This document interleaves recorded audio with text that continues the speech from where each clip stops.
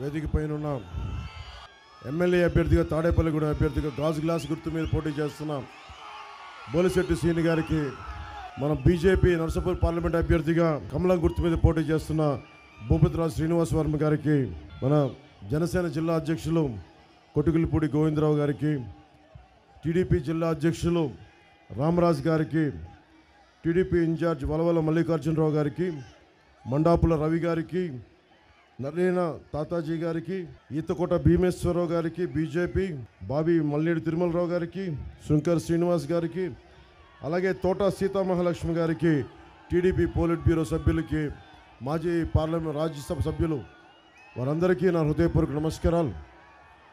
వెనకనున్న మా అన్నదమ్ములకి, ఆడపడుచులకి, మేడల మీద, మిద్దెల మీద, సందుల్లో అటువైపున్న పెద్దలందరికీ, మా కుటుంబ సభ్యులకి, ముందున్న మా ఆడపడుచులకి, యువతులకి, తల్లులకి, మబ్బుల్లో పరిగెత్తే పిడుగులు లాంటి జన సైనికులకి, యువతకి, వేదిక ముందున్న నాయకులందరికీ, కార్యకర్తలకి, ముఖ్య కార్యకర్తలందరికీ, భారతీయ జనతా పార్టీ, తెలుగుదేశం, జనసేన మనకి నాయకులందరికీ ప్రత్యేక హృదయపూర్వక నమస్కారాలు.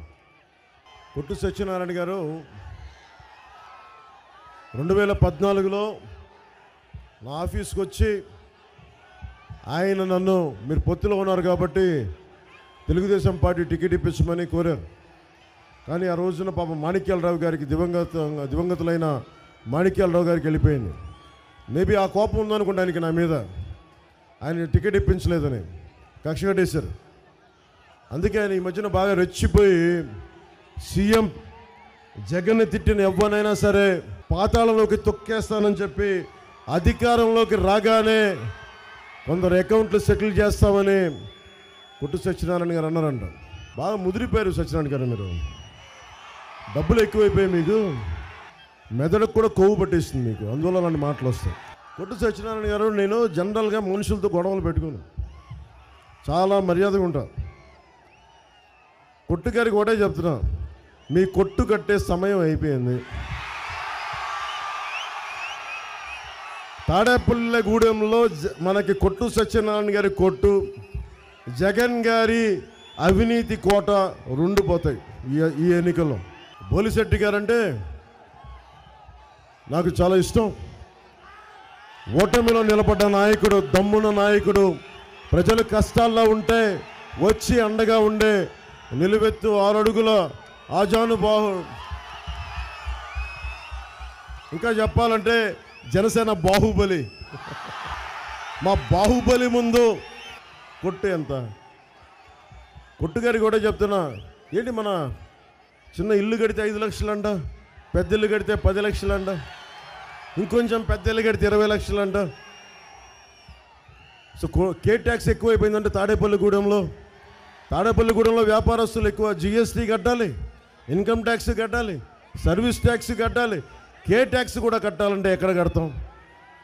కే ట్యాక్స్ని తీసేయడానికి ఒకటే, కూటమి ప్రభుత్వం అధికారంలోకి వస్తుంది జూన్లో. కొట్టుగారు మీకు కూడా చెప్తున్నా, మీకు కూడా కే ట్యాక్స్ విధిస్తాం, మీకు, మీ కుటుంబ సభ్యులకి, మీ వర్గానికి కూడా కూటమి ట్యాక్స్ ఇస్తాం. మీ అందరికీ మా మోడీ గారి చేత మీకు ప్రత్యేకించి పెనాల్టీ వేయిస్తాం, అడ్డగోలుగా దోచేసినందుకు. కరప్షన్ చేసిన వాళ్ళు ఎవరిని వదిలేదు లేదు. ఇక్కడున్న విద్యార్థులు ఎంతమంది ఉన్నారు? మీరు ఇక్కడ చాలామంది విద్యార్థులు ఉన్నారు.